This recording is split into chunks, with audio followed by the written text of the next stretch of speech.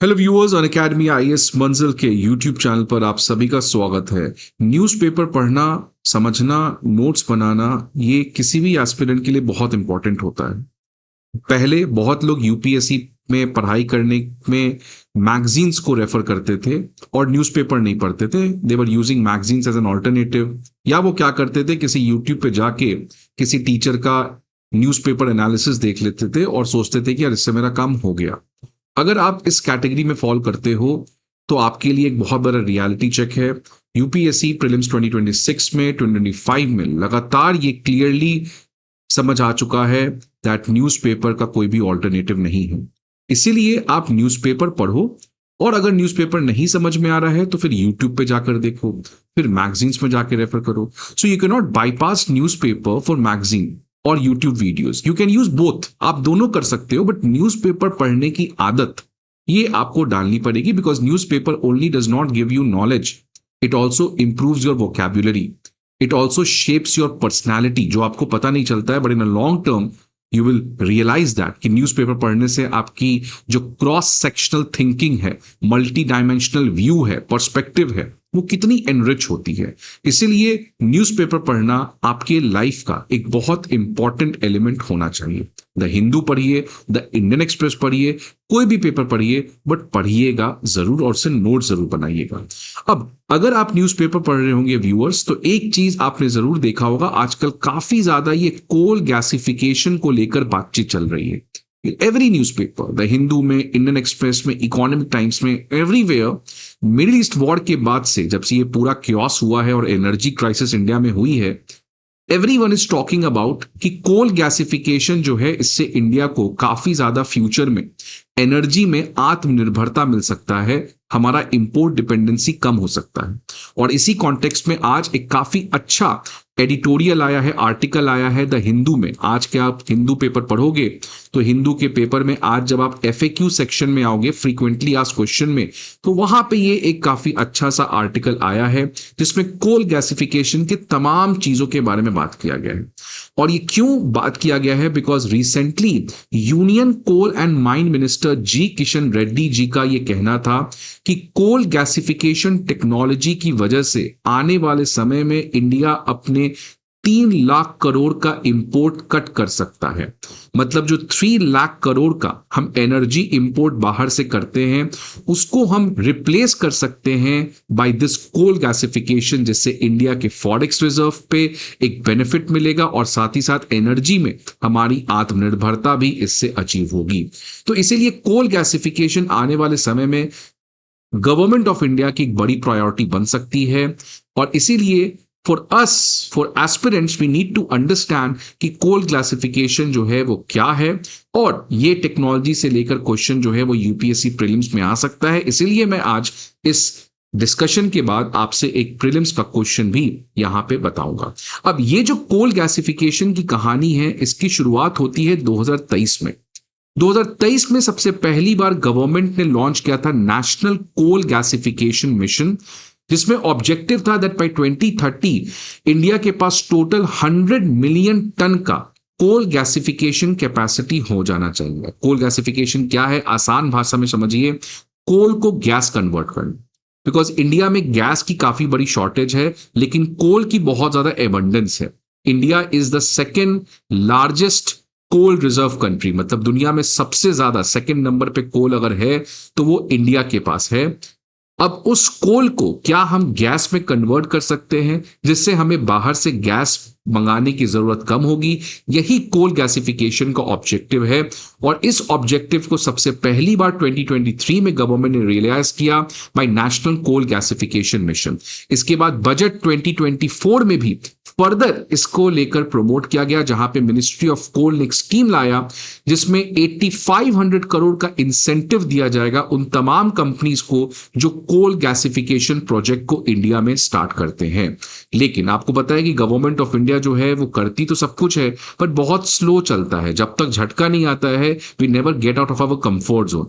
इसीलिए 2023 में ये इनिशिएटिव की बात हुई, 2024 में एक बकायदा स्कीम लाया गया, बट उसके बाद हुआ क्या, अभी तक इंडिया में कोई भी active operational coal gasification plant नहीं है।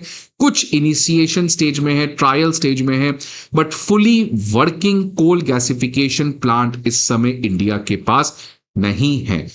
अब इसी चीज को और प्रमोट करने के लिए फाइनली गवर्नमेंट ने एक 37,000 करोड़ का incentive scheme last month launch किया, जहां पे कोल गैसिफिकेशन को पुश दिया जाएगा। सो फाइनली गवर्नमेंट जो है अब इस मिडिल ईस्ट वॉर की वजह से, जहां पे एक गवर्नमेंट ऑफ इंडिया को रियलिटी चेक मिला है that how much fragile we are, how much vulnerable we are by getting 90% of our energy import from outside, and hence this is the right time to bite the bullet, get back to energy आत्मनिर्भरता।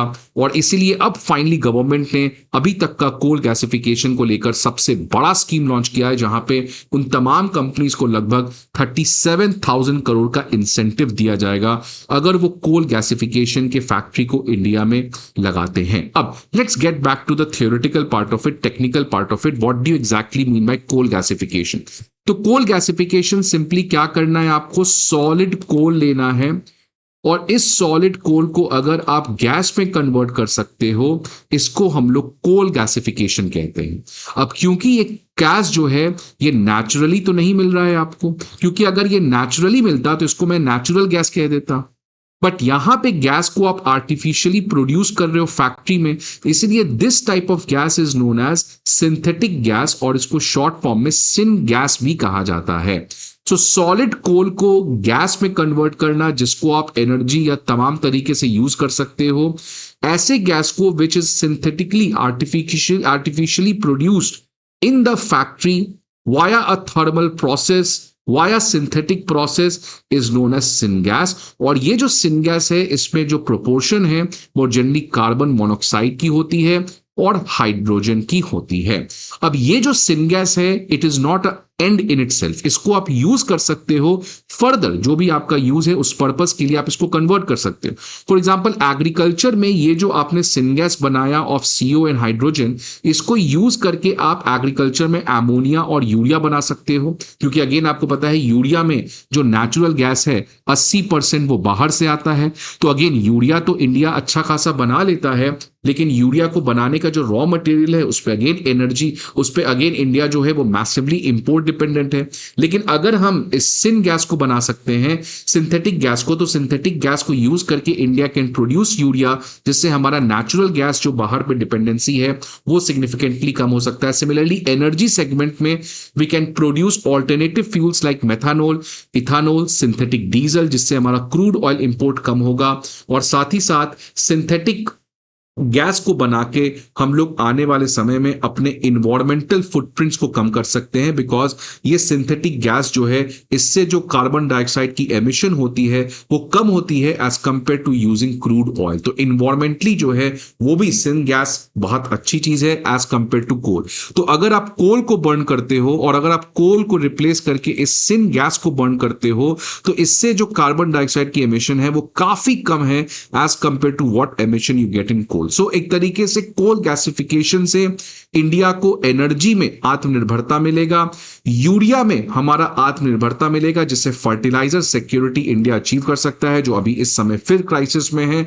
Domestically alternative fuels हम बना सकते हैं और अपने climate goals को भी हम सक्सेसफुली इससे अचीव कर सकते हैं। अब इसके प्रोसेस में ध्यान रखिएगा, आप कोल लेते हैं, कोल को आप एक कंबशन चेंबर में डालते हैं जहां पे ऑक्सीजन आप डालते हैं, और ऑक्सीजन कोल रिएक्ट करता है एक स्पेसिफिक कंडीशन में, जिससे हमें सिन गैस मिलता है। ध्यान रखिएगा प्रीलिम्स पॉइंट ऑफ व्यू से, यहां पे पार्शियल ऑक्सीडेशन होता है, पार्शियल कंबशन होता है, बिकॉज अगर आप कोल को फुली ऑक्सीडाइज कर दो तब तो इससे आपको एनर्जी मिल जाएगा जो थर्मल पावर प्लांट में होता है, बट यहां पे मुझे एनर्जी नहीं चाहिए, यहां पे मुझे एक स्पेसिफिक फॉर्म चाहिए जिसको मैं क्या कह रहा हूं, सिन गैस। इसीलिए अगर आप इसको फुली कंबशन में डाल दोगे then you are not going to get syngas. इसलिए प्रीलिम्स में अगर ऐसा सवाल आएगा तो you don't forget this, that इस प्रोसेस में we go with partial oxidation, partial combustion under a specific criteria, under a specific condition which leads to coal being converted into synthetic gas. अब इसमें कुछ challenges हैं जिसके जिसकी वजह से ऑब्वियसली ऑब्स्टिकल आ रहे हैं इंडिया में कोल गैसिफिकेशन को लेकर। सबसे पहले इंडिया में कोयला तो बहुत ज्यादा है, बट इंडिया के कोल में जो ऐश कंटेंट है, जो वेस्ट कंटेंट है, वो बहुत ज्यादा है, जिसकी वजह से इसको यूज करना काफी प्रॉब्लम है। सिमिलरली इंडिया में जो कोल है उसमें काफी वेरिएबिलिटी है। किसी कोल की जो कैलोरीफिक वैल्यू है, जो उसकी एनर्जी वैल्यू है, बहुत ज्यादा है, किसी में बहुत कम है। इसीलिए जब आप कोल गैसिफिकेशन प्लांट लगा रहे हैं तो आपको एक स्पेसिफिक कोल चाहिए जिन सभी की कैलोरीफिक वैल्यू सेम है। बट इंडिया में कोल की जो वेरिएबिलिटी है वो बहुत ज्यादा है, जिसकी वजह से अगेन रॉ मटेरियल एक कोल गैसिफिकेशन के लिए मिलना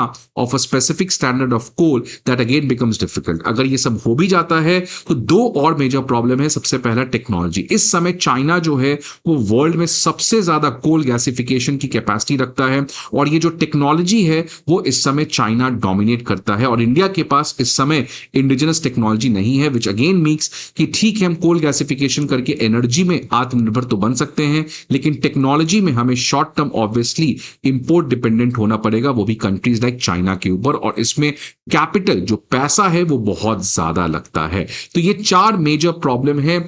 और एक बात और आप ध्यान रखिएगा अपने प्रीलिम्स पॉइंट ऑफ व्यू से कि ये चार प्रॉब्लम तो हैं, और इसमें ये जो प्रॉब्लम है कि इंडिया की जो कोल है उसमें ऐश कंटेंट बहुत ज्यादा है, वेस्ट कंटेंट बहुत ज्यादा है। इसलिए इंडिया में अगर आपको कोल गैसिफिकेशन लगाना है तो इसमें हमें एक स्पेसिफिक फॉर्म ऑफ रिएक्टर लगाना होगा जो हाई ऐश कोल को यूज कर सकता है, जिसको हम कहते हैं फ्लूइडाइज्ड बेड गैसिफायर और फ्लूइडाइज्ड बेड रिएक्टर। सो याद रखिएगा इंडिया में क्योंकि हमारे पास हाई ऐश कोल है, जो इंडिया में जो specific form of gasifier which we have to use, it is the fluidized bed gasifier, जो हाई ऐश कंटेंट में यूज हो सकता है। अगर कोल की कैलोरीफिक वैल्यू कम है तो भी यूज हो सकता है, अगर कोल की सल्फर कंटेंट कम है तो भी यूज हो सकता है, और अगर कोल में बाकी मिनरल मैटर्स की प्रेजेंस बहुत ज्यादा है तो भी हम इस फ्लूइडाइज्ड बेड रिएक्टर के थ्रू कोल गैसिफिकेशन को कर सकते हैं। बट एक बात तो क्लियर है that every crisis creates an opportunity, और आज भारत के सामने ये अपॉर्चुनिटी है to take a strategic decision. So आज मेरे हिसाब से पार्लियामेंट को एक लॉ लाना चाहिए, और इस लॉ में पार्लियामेंट को स्पेसिफिकली बताना चाहिए दैट बाय 2030 इंडिया अपने एनर्जी इंपोर्ट जो अभी 90% है उसको कट करके कितना लाएगा। तो ये एक लॉ के अंदर मैंडेट होना चाहिए, so that if tomorrow government is not able to do that तो गवर्नमेंट की अकाउंटेबिलिटी पार्लियामेंट तय कर सकती है। तो इस तरीके से 2047 तक जब हमें विकसित भारत बनना है, इंडिया को एक फेज डाउन स्ट्रैटेजी लाना पड़ेगा। एक ग्रेजुअली हमें अपने जो इंपोर्ट है उसको फेज डाउन करना पड़ेगा, लेकिन ये गवर्नमेंट बयानों में नहीं कर सकती है, गवर्नमेंट स्पीच में नहीं कर सकती है, रादर गवर्नमेंट को एक लॉ लाकर इसको एक लीगली मैंडेटेड प्रोविजन बनाना पड़ेगा। अब फ्रेंड्स, एस्पिरेंट्स, आपके लिए यूपीएससी प्रीलिम्स का एक क्वेश्चन मैं लेके आया हूं with reference to coal gasification. Consider the following statement. Let's read one by one statement. Coal gasification converts coal into mixture of gases, सही बात है, primarily consisting of carbon monoxide, hydrogen and yes carbon dioxide भी होता है, तो first option तो correct हो गया। The product of coal gasification can be use for production of chemical, fertiliser, synthetic fuel. देखिए कभी कभी एग्जाम में आप कंफ्यूज हो जाते हो क्या कैसे केमिकल बनेगा। याद रखिएगा किसी भी चीज से कोई भी चीज बन सकता है। जस्ट बिकॉज आज नहीं बन रहा है दैट डज नॉट मीन कि वो कभी नहीं बनेगी। तो जब भी यूपीएससी में कोई ऐसा ओपन एंडेड क्वेश्चन पूछता है कि can this happen to this, can this lead to creation of this, yes it may be. In future, what is going to happen? Can we say with confidence? Can we say with 100% probability कि कोल gasification से मैं जिंदगी भर कभी भी synthetic gas से chemical ना बना पाऊं? So if this kind of question comes in the exam, obviously go for the कि वो ऑप्शन आपका सही है। Coal gasification requires complete combustion, absolutely wrong, partial combustion. Coal gasification can facilitate the utilisation of high ash coal reserve, सही बात है, लेकिन उसके लिए हमें कोल गैसिफिकेशन में क्या यूज करना पड़ेगा? फ्लूइडाइज्ड गैस रिएक्टर, ये याद रखिएगा। तो इस हिसाब से only third option is incorrect. So ये गया, ये गया, ये 2 और 4 है, बट 1 भी तो सही है, तो ऑप्शन नंबर 3। सो ये question I am expecting for the next year prelims. Mains में भी पूछा जा सकता है, बट बहुत ही कम चांस है, इसलिए अभी इस समय प्रीलिम्स के लिए हमें इस पर्टिकुलर टॉपिक को तैयार करना होगा। तो ये आप नोट्स बना लीजिएगा और इस टॉपिक को जरूर फॉलो करिएगा। आई होप आपको ये सेशंस अच्छे लग रहे हो, इंटरेस्टिंग लग रहे हो। Again will get back to some other topics, see you again some other video. Till then, good bye and take care.